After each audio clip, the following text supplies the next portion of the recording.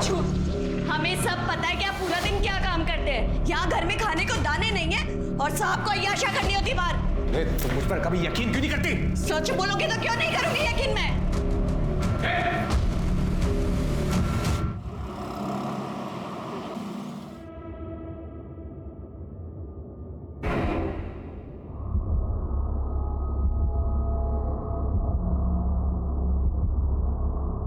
पुष्पा?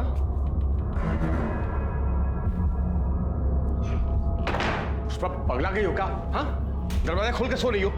कुछ चोर आ गया तो का चुरा कर लेकर जाएगा वो इस घर में से? है का इस घर में चुराने को? चुप कर, चमर मत कर। भूख लगी, खाने दे। भूख तो हमें भी लगी है, लेकिन कुछ नहीं है खाने को। कुछ नहीं है मतलब? कुछ था ही नहीं बनाने को, तो क्या बनाते हैं हम? अरे किराने वाले से राशन ले आती ना। किराने वाले का इतना उधार हो गया है कि वो अब राशन ही नहीं दे रहा है हमको। तो खाने को नहीं मिलेगा कुछ? क्या कर रही हो?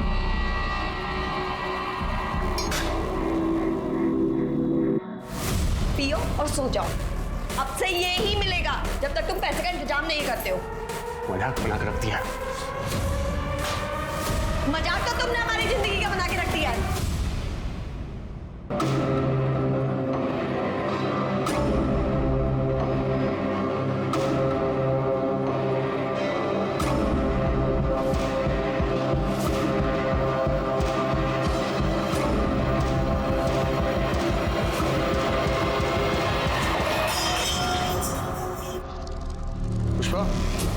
कहाँ जा रही है? पुष्पा!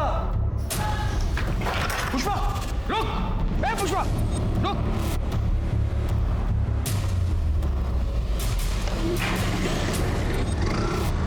कहाँ भाग रही?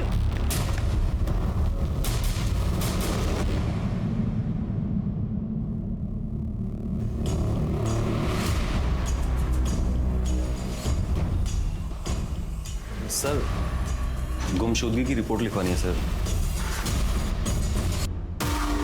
पुष्पा नाम है सर, 28 साल की है। 2 दिन हो गए सर गायब हुए। और आप कौन है? क्या लगता है इनके? सर ये जानने वाली बहन की तरह है सर। ये तो शादीशुदा लगती है।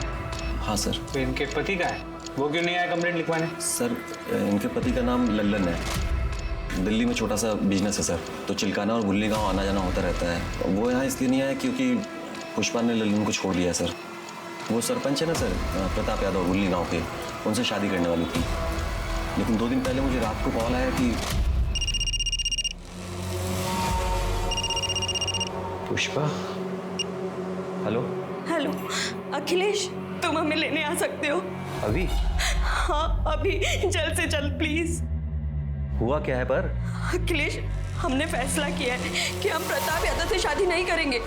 क्या हुआ? वो हम तुम्हें मिलने के बाद बताएंगे। प्लीज हमें लेने आ जाओ, 9 बजे तक आ जाओ। हाँ ठीक है, मैं इंतज़ार करता रहा सर, लेकिन वो आई नहीं।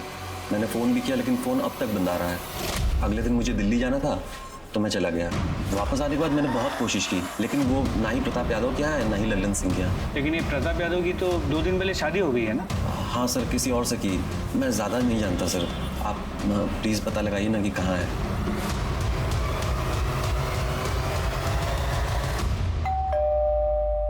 अरे हमें क्या पता पुष्पा कहाँ है। अभी कुछ दिन पहले सरपंच कार्यालय से एक लड़का भी आया था उसके बारे में पूछने के लिए। जानते हैं हम, इसलिए यहाँ आए। आपकी और पुष्पा की शादी होने वाली थी ना? हाँ, हम पुष्पा से शादी करने वाले थे। वो अपने पति से तलाक दे के हमारी मदद के लिए आई थी, लेकिन शादी से 1 दिन पहले वो गायब हो गई। हम ये शादी नहीं करना चाहते, इसलिए हम अपने पति के पास वापस जा रहे हैं। क्या तुम मेरे साथ ऐसा कैसे कर सकती हो पुष्पा? मेरी हेलो हेलो। लेकिन अखिलेश ने बताया कि वो लल्लन के पास वापस नहीं गई। तो गई होगी गई। देखिए, पुष्पा ने जो भैया को बताया हमने आपको बता दिया। पता है उसकी वजह से हमें कितनी परेशानी हुई। शत्रु, नाक कटने की नौबत आ गई थी दरोगा जी हमारी। 1 दिन बाद शादी थी, आसपास के तमाम गांव में निमंत्रण दिया हुआ था। वो तो भगवान की कृपा है कि शादी से 1 दिन पहले हमें सपना मिल गई जिनसे हमारी शादी हुई, वरना कितनी बदनामी होती है हमारी। लीजिए चाय पीजिए।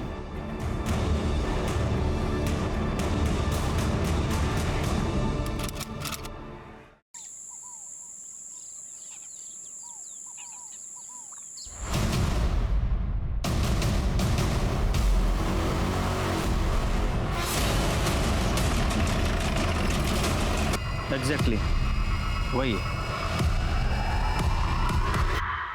सर उंगली देख के तो ऐसा लगता है कि पुष्पा की है, पर हाँ, कंफर्मेशन के लिए हम उसकी फैमिली से डीएनए मैच कराना चाहते हैं। उसके किसी फैमिली मेंबर को जानते हो? नहीं सर, मैं तो नहीं जानता, लेकिन लल्लन जानता होगा सर।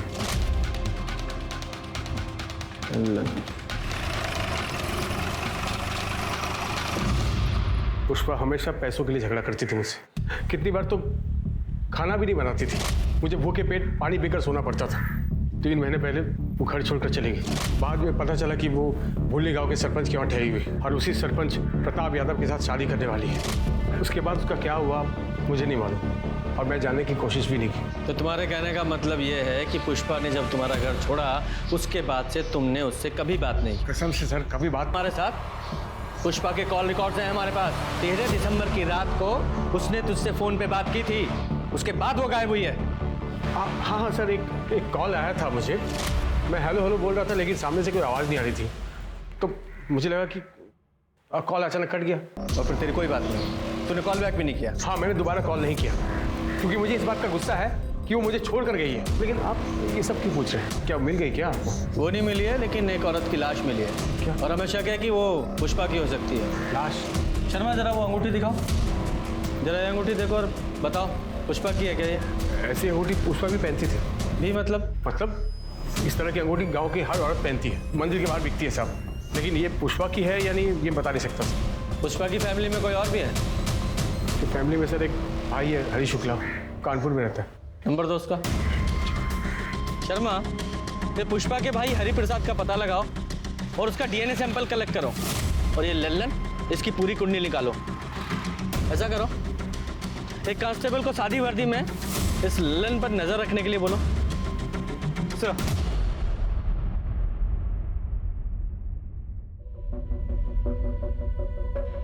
अब 1 महीने में हमारे फेरे भी हो जाएंगे। शत्रु, हमें ना तुमसे कुछ बात करनी थी। बताओ। हम चाहते हैं कि शादी के बाद हमारा अलग घर हो। क्यों? भैया भाभी के साथ क्यों नहीं रहना? पर शत्रु, हमारी प्रिवेसी का क्या?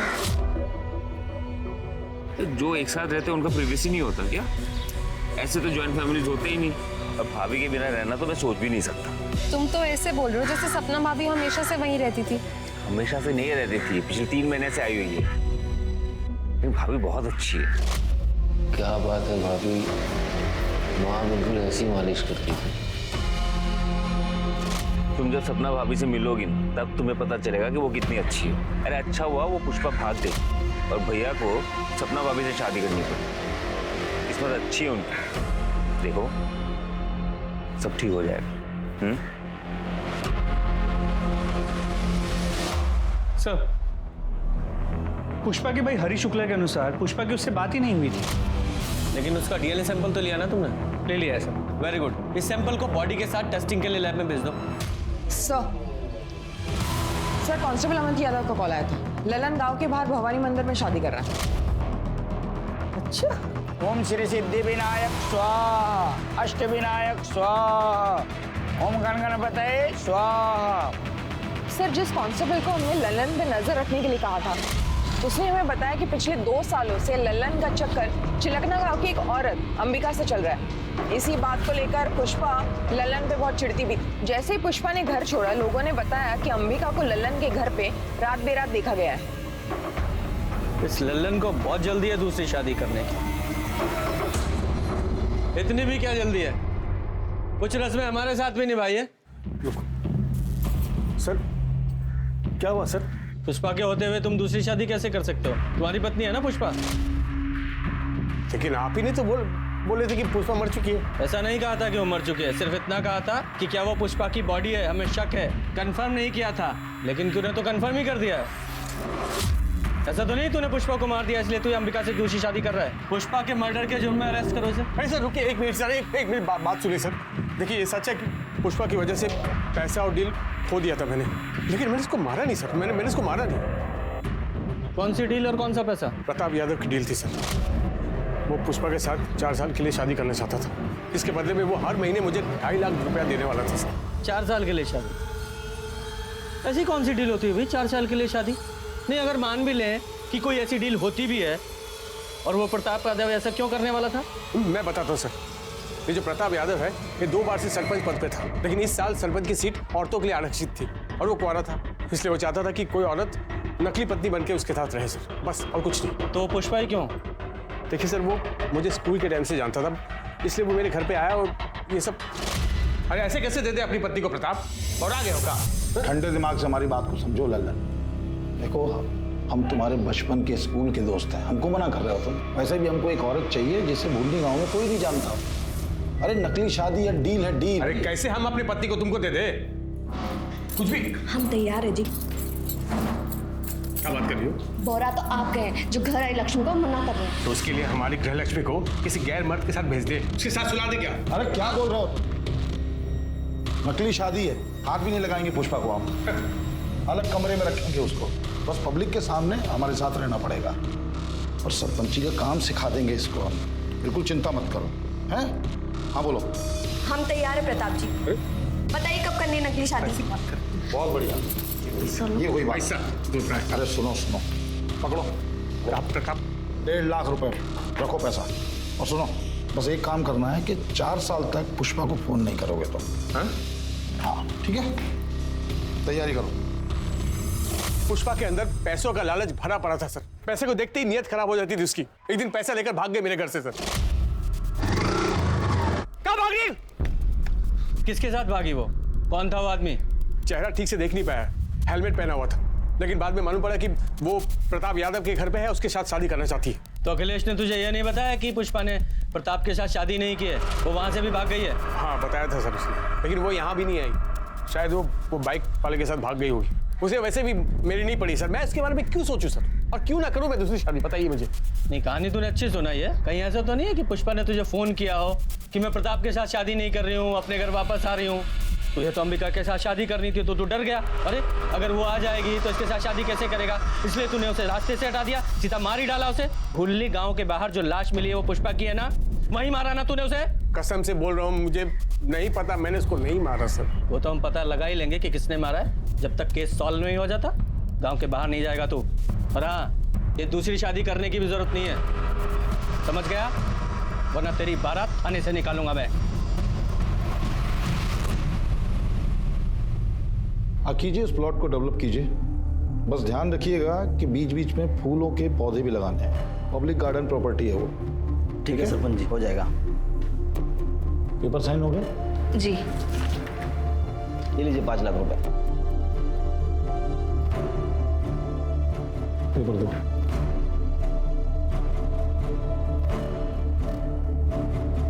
ठीक है सरपंच जी, हो जाएगा। राज, राज कहाँ रहता है ये? जी जीजू, प्रणाम। राम प्रसाद की फाइल का क्या हुआ? वो तो मैंने तेज प्रकाश को बोला था ना उन्हें दिखाने के लिए। जब तेज प्रकाश को बोलना होता तो तुमको क्यों बोलते हम? जीजू पर वो तो मैंने। हमारे जीजू होने का फायदा मत उठाओ। वैसे भी पूरे गांव में सपना के सरपंची का डंका बजाते फिरते हो। कायदे में रहोगे तो फायदे में रहोगे। जी जीजू। कैसे हो भैया? नमस्ते भाभी। नमस्ते। अच्छा भैया, वो ट्यूबवेल वाले केस में शास्त्री जी मान गए।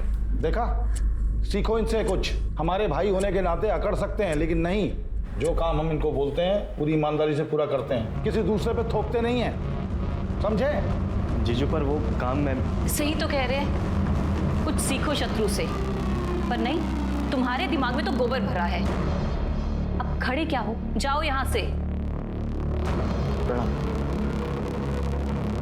शत्रु, आज तुम्हारी शादी के कार्ड छपके आ जाएंगे और आज हम तुम्हारी पसंद का खाना बनाएंगे। जी भाभी। चले जी।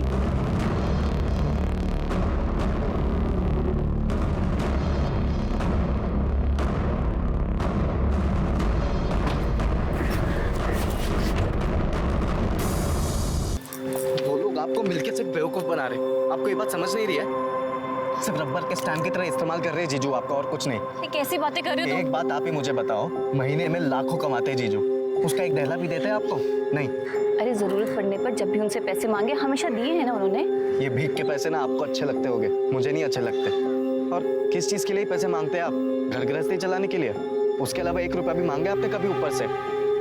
राज, अभी हमारी शादी को सिर्फ 2 महीने हुए हैं। अपने जीजू को थोड़ा सा वक्त तो दो ना, ताकि वो हम पे विश्वास कर पाए। दीदी आप गलत फहमी में, आप जो सोच रहे ना वैसा दिन कभी नहीं आएगा। अरे राज,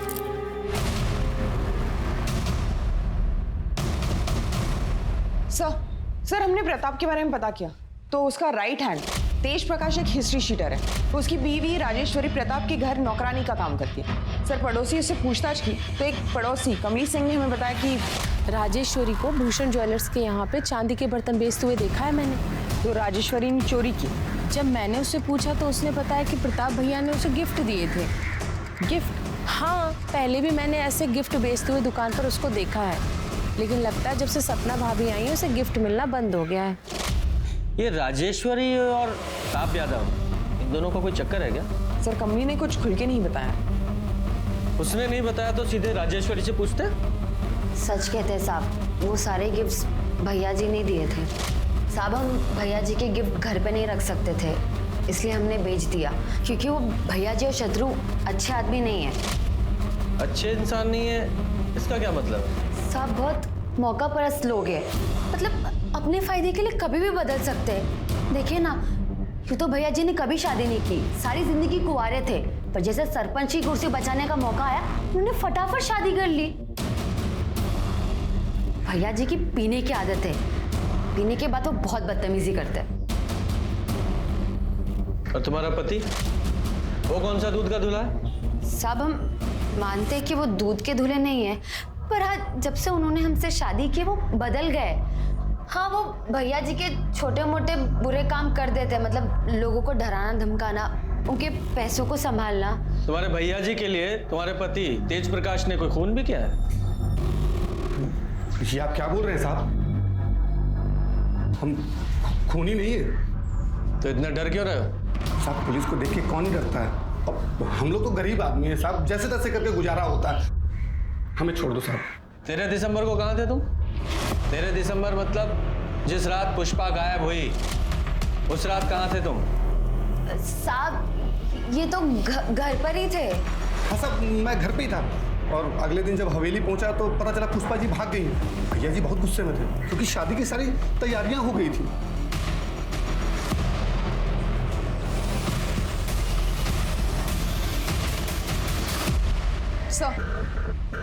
सर डीएनए रिपोर्ट आ गई है। बॉडी का डीएनए पुष्पा के भाई हरी शुक्ला से मैच हो गया। तो मतलब साफ है बॉडी पुष्पा की ही है। सर और सर पोस्टमार्टम रिपोर्ट के हिसाब से पुष्पा की मौत 13 दिसंबर के रात को ही हुई थी। उसे गला दबा के मारा गया था। और इस अखिलेश ने हमें बताया था कि पुष्पा का 13 दिसंबर की रात को 8 बजे फोन आया था और 9 बजे दोनों मिलने वाले थे, लेकिन पुष्पा अखिलेश से मिलने पहुंची ही नहीं, मतलब तब तक वो मर चुकी थी। सवाल तो वहीं का वहीं है कि उसे मारा किसने?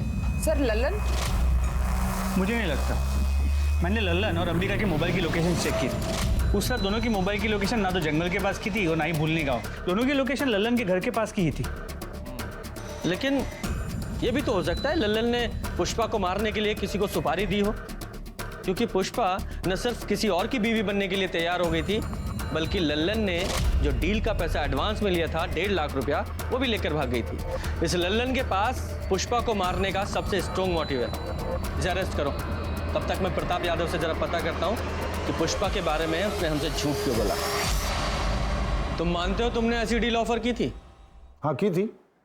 तो कौन सा नया काम है इस देश में ये? और इतनी आसानी से अपनी कुर्सी कौन जाने देता है? और हम तो इस कुर्सी पे लोगों की भलाई के लिए बैठे हैं, और कोई गैर कानूनी काम हमने नहीं किया। लल्लन को अच्छे खासे पैसे का वादा किया था, 1.5 लाख रुपए एडवांस दिए थे, और वो पुष्पा वो खुद हमारे दरवाजे पे आई थी, शादी करने के लिए तैयार थी। एंड टाइम पे धोखा दे दिया उसने। उसने धोखा दिया, मार दिया उसे।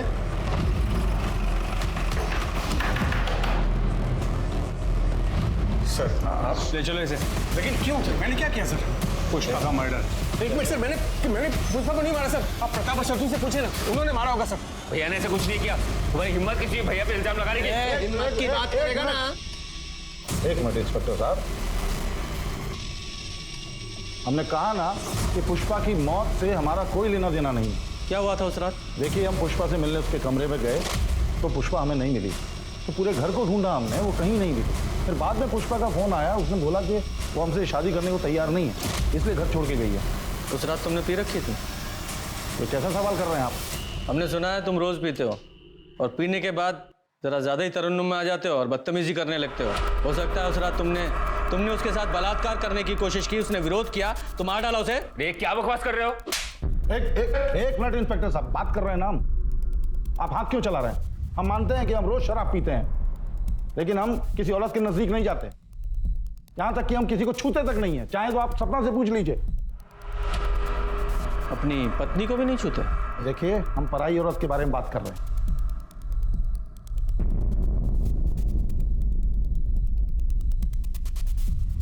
तेरह तारीख को कहाँ था तू? मंगेतर के साथ फिल्म देखने गया था सहारनपुर में, वहीं पे खाना खाया और 11 बजे घर वापस आ गया। सपना जी? जी। पुष्पा को जानती हैं आप? जी नहीं।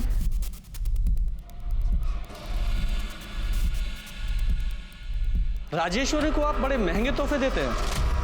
हाँ, बोनस होली दिवाली देते हैं। क्यों? हमें पता चला है कि राजेश्वरी मार्केट में बड़े महंगे महंगे सामान बेच रही है, ये कहकर कि वो तोहफे आप उसे देते थे। अपना लॉकर, अपना सामान जरा चेक कर लीजिएगा।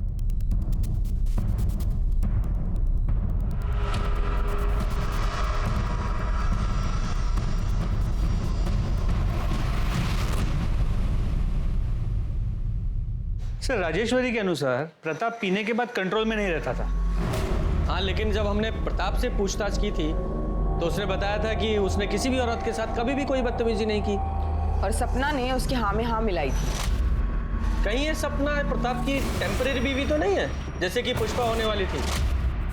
हो सकता है सर। जरा गांव में जाकर पता करो, इस प्रताप ने कभी किसी गांव वाली औरत के साथ कोई बदतमीजी की थी क्या? सर मैडम, वो तो किसी औरत की तरफ नजर उठाकर देखते तक नहीं थे। मुझे बहुत गर्व है कि मेरा बेटा प्रताप भैया जी को अपना आदर्श मानता है। अरे गांव वालों के हिसाब से ये प्रताप यादव भगवान के समान है, तो इस राजेश्वरी ने हमें कौन से प्रताप के बारे में बता दिया? शत्रु और हमने पूरे घर के सामान को चेक किया। ये रही वो लिस्ट जो तुमने पिछले कुछ दिनों में चुराई। सच बोलो, सच बोलो। भैया जी, इसमें कोई गलती नहीं है। इस सारा सामान हमने चुराया था पैसों के लिए। हमें माफ कर दीजिए भैया जी। दोबारा अपनी शक्ल मत दिखाना। मैं निकल जाओ। हमारी बीवी की गलतियों को माफ कर दीजिए भैया जी। आप जैसा मालिक हमको कहाँ मिलेगा भैया जी? हम आपको छोड़ के कहीं नहीं जाएंगे भैया जी। बस हम यहीं रहेंगे। हम आपको छोड़ के नहीं जाएंगे भैया जी। प्लीज हमको माफ कर दीजिए भैया जी। भैया जी माफ कर दीजिए। बोलो। सर, हो सकता है प्रताप में कोई कमी ना हो, लेकिन ये नई सरपंच सपना यादव, उसके बारे में ऐसे नहीं कह सकते, क्योंकि प्रताप से पहले उसकी शादी अमर शर्मा नाम के एक आदमी से हुई थी। ठीक है, अमर और सपना इन दोनों से अलग अलग बात करते हैं। हाँ सर, मैं ही हूँ सपना का अभागा पति अमर शर्मा। अभागा? अरे अपनी बीवी को छोड़ दिया, फिर भी खुद को अभागा बता रहे हो? नहीं सर, मैंने उसे नहीं छोड़ा, उसी ने मुझे छोड़ दिया। जैसे उसे पता चला कि वो प्रताप किराए की बीवी के साथ सरपंच की कुर्सी भी दान पे दे रहा है, उसने मुझे छोड़ दिया। प्रताप को कैसे जानते हो तुम? सब प्रताप कभी मेरा दोस्त हुआ करता था, लेकिन जैसे उसे पता चला कि मैं कंगाल हो गया हूं तो उसने मुझसे दोस्ती खत्म कर दी। लेकिन सपना बीच में आ गई। उसने बिना किसी शर्त के उसकी बात मान ली और मुझे छोड़ दिया। तो और क्या करती सर? दूसरे आदमी से शादी करना ही बेहतर था, बजाय अपनी जान लेने के। अमर को शराब पीने की बहुत बुरी लत है। रोज शराब पीने के बाद वो मुझे मारता पीटता था। मैं तो अपनी ज़िंदगी ख़त्म कर देना चाहती थी। जब प्रताप जी की मुझे डील मिली तो मुझे वो मेरी हर समस्या का हल लगी, इसलिए मैंने डील एक्सेप्ट कर ली। तो सर, इसमें मैंने क्या गलत किया? और अमर तलाक के पेपर पे साइन कर चुका था। तलाक के पेपर थे? नहीं सर, वो तलाक के पेपर कैसे हो सकते हैं? वो प्रताप ने तो मुझे बोला था कि वो डील के पेपर थे। सर, मैं बहुत पढ़ा लिखा नहीं हूँ, मुझे नहीं पता कि उन कागजों में क्या लिखा था। और प्रताप ने मुझसे बोला भी था कि वो पेपर मुझे वापस लौटाएगा, लेकिन नहीं लौटाया उसने। और ऐसा कोई एग्रीमेंट साइन नहीं हुआ था। और रही बात तलाक की, तो उसका फैसला 1-2 दिन में आ जाएगा। आप लोग चाहें तो तहसीलदार के ऑफिस में जाके पता कर सकते हैं। और आज के बाद हमारी गैर मौजूदगी में हमारी पत्नी से बातचीत करने मत आइएगा आप लोग। जा सकते हैं प्लीज।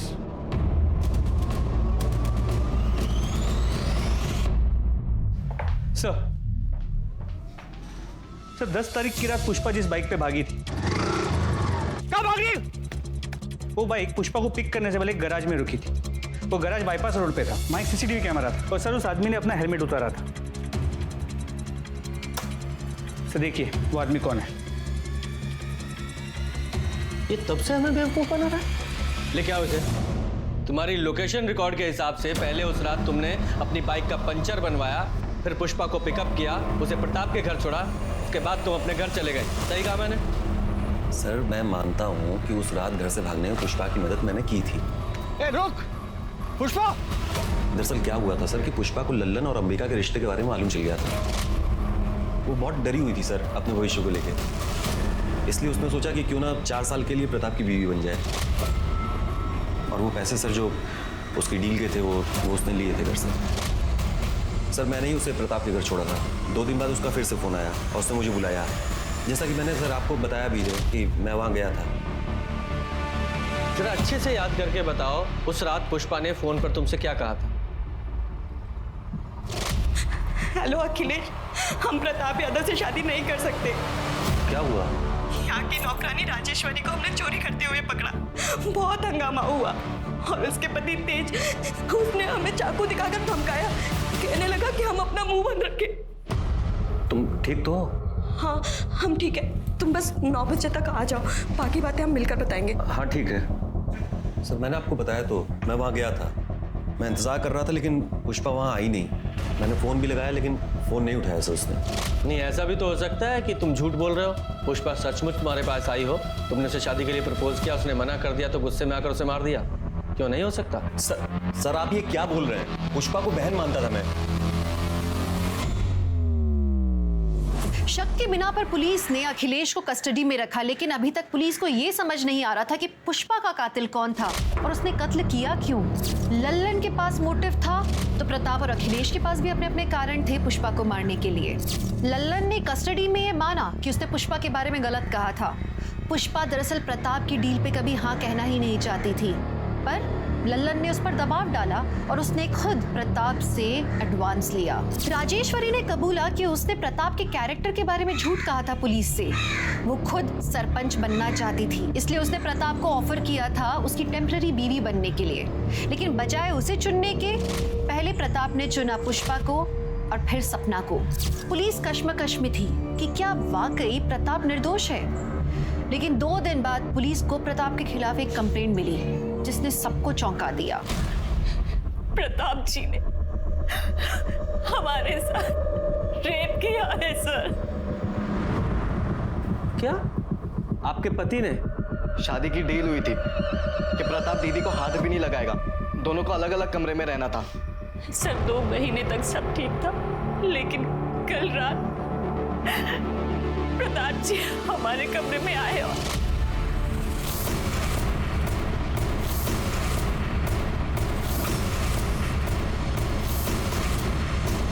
क्या कर रहे हैं आप? अरे छोड़िए, अरे हटिए, कोई है?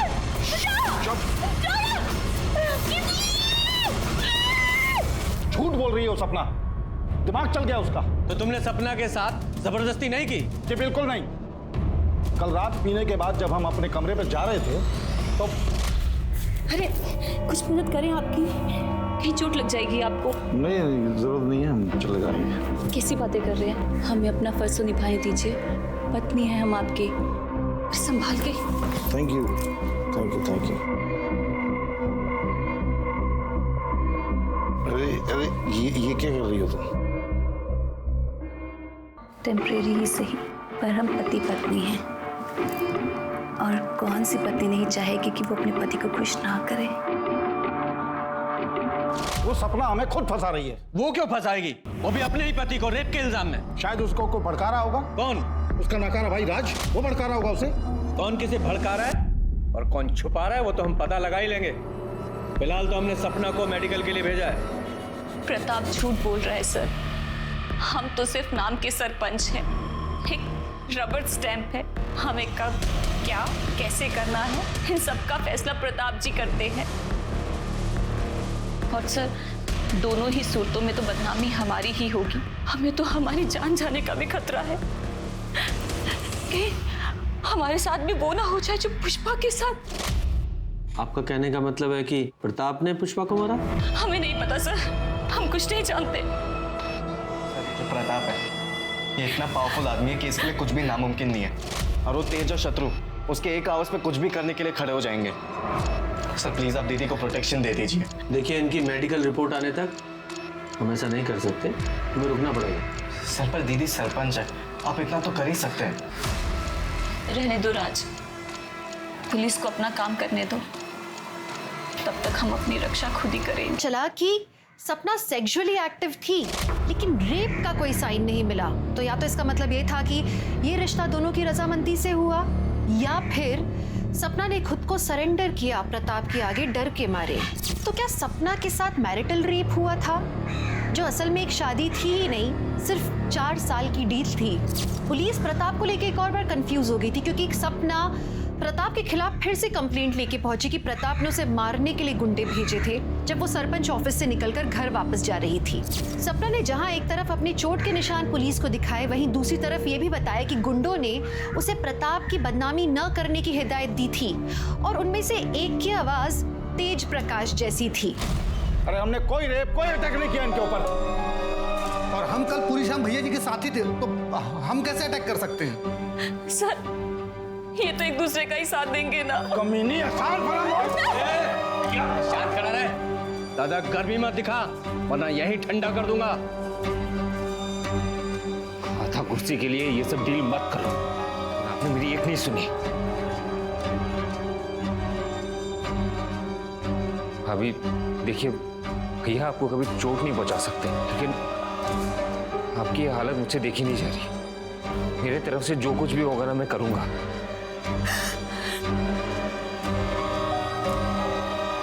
आप आराम से घर में रहिए, आपको कोई नुकसान नहीं पहुंचाएगा। अगर किसी ने भी ना आंख उठा के देखा या इनकी कंप्लेन आई तो अंजाम बहुत बुरा होने वाला है, समझ गया?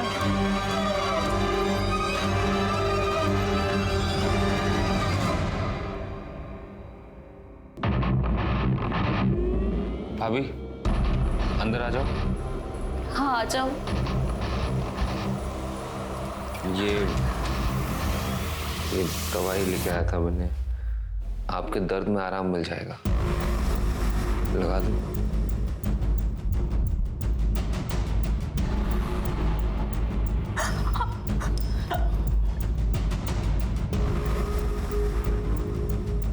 मुझे पता है तुम अपने भाई से बहुत प्यार करते हो, पर हम कसम खा के कहते हैं, हम सच कह रहे हैं।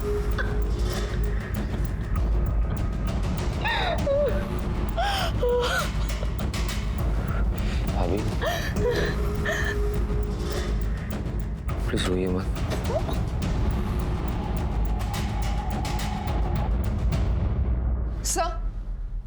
सर लोकल न्यूज़ देखिए। क्या हुआ? सर लगाइए तो।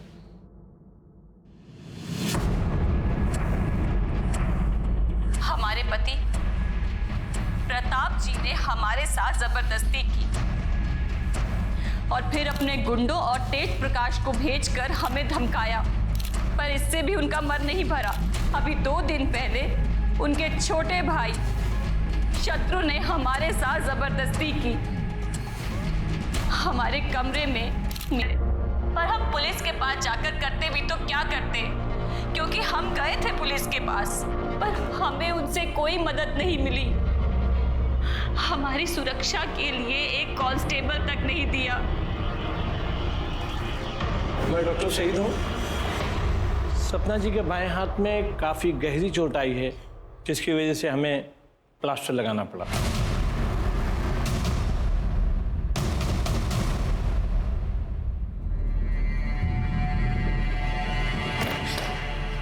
शत्रु कमीने, एक नंबर के धोखेबाज हो तुम, एक नंबर के धोखेबाज हो तुम।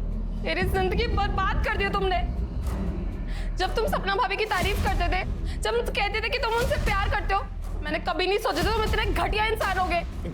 बेटा तुम नहीं, आप तो प्लीज रहने दीजिए, आप बीच में ना ही बोलिए। ऐसे भी किसी रेपिस्ट से मैं शादी नहीं कर सकती, तो आप भूल जाइए, इस घर की कभी बहू बनूंगी मैं। ये रिश्ता मैं तोड़ती हूँ, शक्ल मत दिखाना कभी अपनी। पिंकी, पिंकी, शत्रु चिंता मत करना है, हम सब ठीक कर देंगे, बिल्कुल चिंता मत करना, अभी बात करते हैं। तेज, कहाँ हो तुम? अभी का भी निकलो। क्या बोल रहे हैं हम? अभी का भी निकलो। उस औरत ने जो भी इल्जाम लगाए हमारे खिलाफ, सबका सब करो उसके साथ। उसे मारो, उसे चोट पहुंचाओ, खत्म कर दो उसको। क्या कहा हमने? निकलो तुरंत। मुझे इस प्रताप से फिर से बात करनी होगी। तुम जाके तेज का पता लगाओ। सर, क्या था?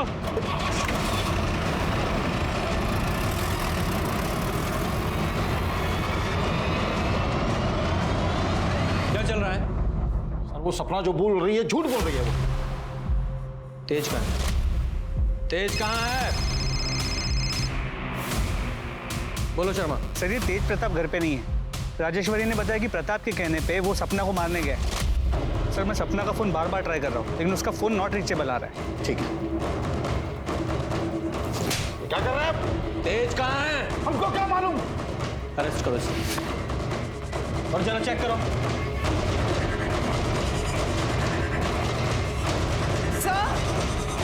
सर एक मिनट यहाँ आइए।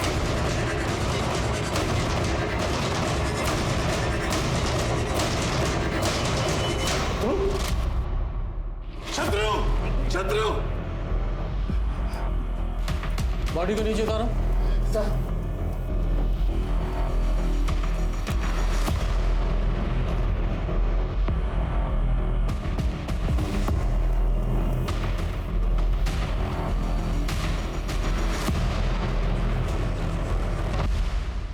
मैंने सपना भाभी को कभी बुरी नजर से नहीं देखा। वो तो मेरे लिए मां समान थी। उनकी गलत इल्जाम ने मेरी जिंदगी बर्बाद कर दी। मैं फिर भी लड़ने के लिए तैयार था। पिंकी ने मुझसे रिश्ता तोड़ दी। अब मेरे लिए जीने का कोई मतलब नहीं है भैया, मुझे माफ कर दो। शत्रु, क्या किया तूने? छोड़ो मारे उसका बेटे को। मैं आप शांत हो जाओ। मार डालूंगा उसको। शांत हो जाओ। तुम्हारी फीलिंग समझता हूं मैं, लेकिन सॉरी, तुम्हें हमारे साथ चलना पड़ेगा। लेके चलो। बॉडी को पोस्टमार्टम के लिए भेजो और ये एविडेंस बैग में डालो। स्मिता जी, आओ। सपना दीदी जिंदाबाद, सपना दीदी जिंदाबाद, प्रताप यादव। क्या बोलो? उस औरत की सच्चाई नहीं मालूम मेरे को। झूठी है वो, मेरे को बना रही सबको। मजाक कर रहे हो ना? प्रताप यादव, प्रताप यादव, सपना दीदी। ये टूटा हुआ मोबाइल फोन मिला और ये लॉकेट यहाँ पास में ही पड़ा हुआ मिला।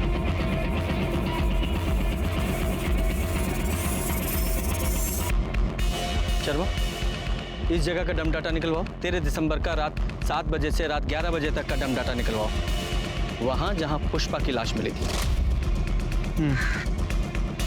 क्योंकि ये लॉकेट मैं पहचानता हूं किसका है। अभी तेरे फोन की लोकेशन उसी समय की दिखा रहा है। बोल, क्या कहना तुझे?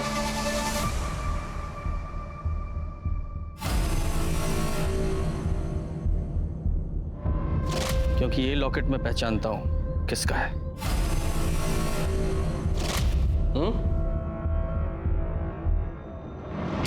सोच लो, अभी भी टाइम है। सच्चाई बताओगी या फिर ये जो तेरा नाटक है वो सच्चाई में बता? बता। पहले तो ये बता कि तेज प्रकाश को क्यों मारा तूने? क्योंकि वो तुझे मारने आया था। बताती हूँ। बोलो। तेज प्रकाश ने हमें बात करते हुए सुन लिया था। पुष्पा को मारकर सरपंच की कुर्सी पर बैठने का प्लान तो हमारा पूरा हो गया, लेकिन हम अभी भी एक रबर स्टैंप हैं। इन दोनों भाइयों के ऊपर रेप का इल्जाम लगा के हमें गांव वालों से भर भर के सहानुभूति मिल रही है। तुम देखना, वो दिन दूर नहीं, सत्ता की बागडोर हमारे हाथ से दूर नहीं। और ये हर शाम को शराब पीता है। जब मैं वहां पहुंची तो मैंने देखा कि क्या हुआ? क्या चल रहा है? हमने राजेश्वरी को चोरी करते हुए देखा है। अपनी आंखों से देखा हमने। बोल रही भैया जी खुद चोरी करते उसमें इल्जाम लगाती हूँ। दो रहो, चलो निकलो यहाँ से, आओ।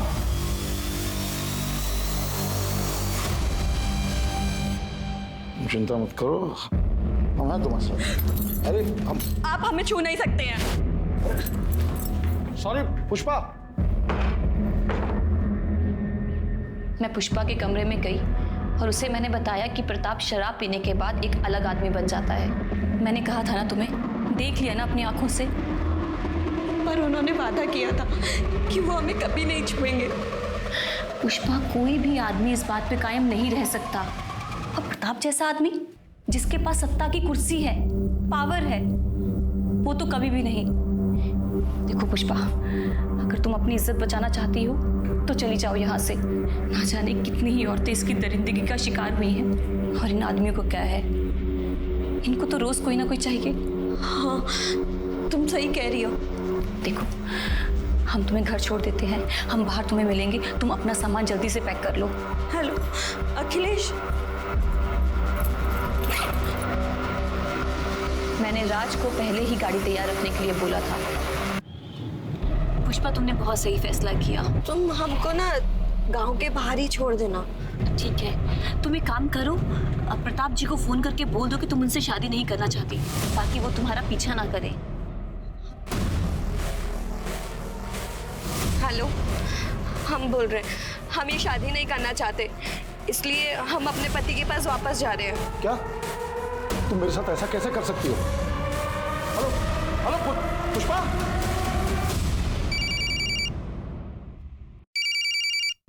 अरे ये क्या कर रही हो? लल्लन को कॉल कर रहे हैं, उन्हें बता तो दें कि हम गांव वापस आ रहे हैं। अरे नहीं। Hello hello hello. बेमतलब मारा गया। मुझे तो सरपंच की कुर्सी चाहिए थी, पूरी कुर्सी। रबर स्टैंप बन के नहीं रहना चाहती थी मैं, स्टैंप लगाने वाला मैं हाथ बनना चाहती थी।